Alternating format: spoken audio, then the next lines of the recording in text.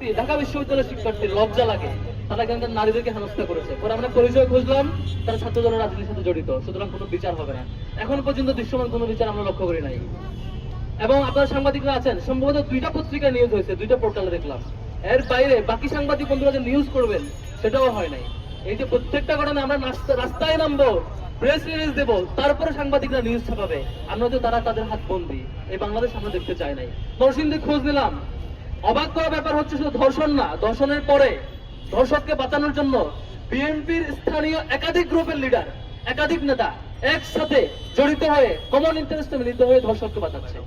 আমার অবাক লাগে, এই যে মিডিয়াগুলোতে তারেক রহমান কোন চেয়ারে রেখে কোন চেয়ারে বসছেন দেখুন, ভিডিও সহ ভিডিও আপলোড হয়, আবার আপলোড হয়। তারেক রহমান দেখুন সচিবালয় থেকে হেঁটে হেঁটে যাচ্ছেন, সাথে মেয়েকে নিয়ে হেঁটে যাচ্ছেন।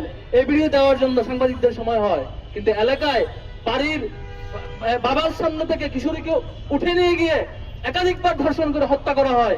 আর সেই ঘটনা স্থানীয় বিএনপি নেতা পুলিশকে ফোন দেয়, লোকজনকে ফোন দেয়, বাড়ির লোকজনকে হুমকি দিয়ে এলাকা ছাড়া করার ব্যবস্থা করে। তারপরে সামগ্রিক কাজে জড়িত হয় একাধিক নেতা, একাধিক গ্রুপ।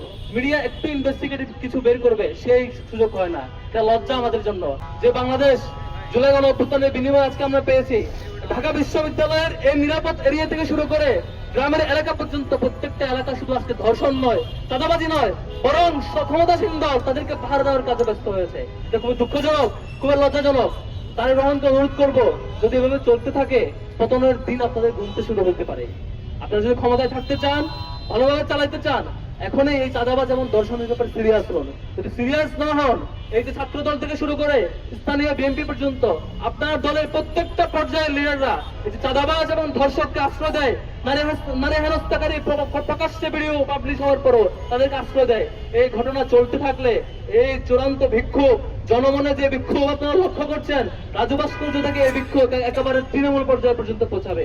এই বিক্ষোভ শুধু সরকারের বিরুদ্ধে নয়, শুধু প্রশাসনের বিরুদ্ধে নয়, আপনার দলের প্রত্যেকটা কাজের বিরুদ্ধে যেতে বাধ্য হবে।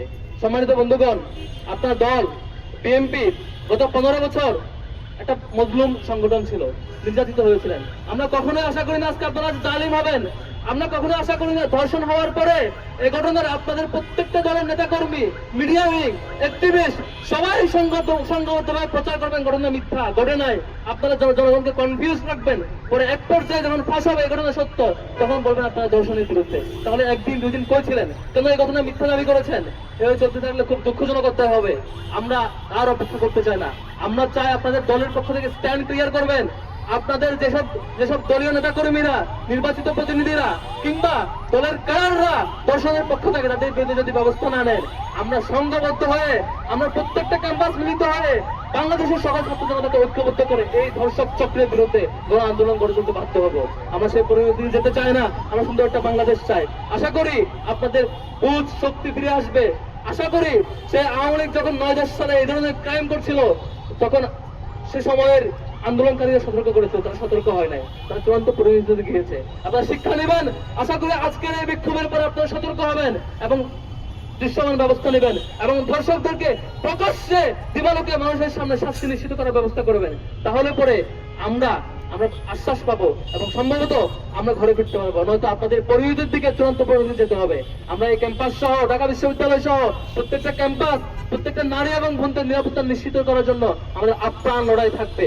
যে পর্যন্ত আমাদের নিঃশ্বাস থাকবে, জীবন থাকবে, আমাদের বোনদের নিরাপত্তার জন্য আমাদের সবটুকু মিলিয়ে দিয়ে এই লড়াইয়ে, এই সংগ্রামে আমরা আপোষহীন থাকবো ইনশাআল্লাহ।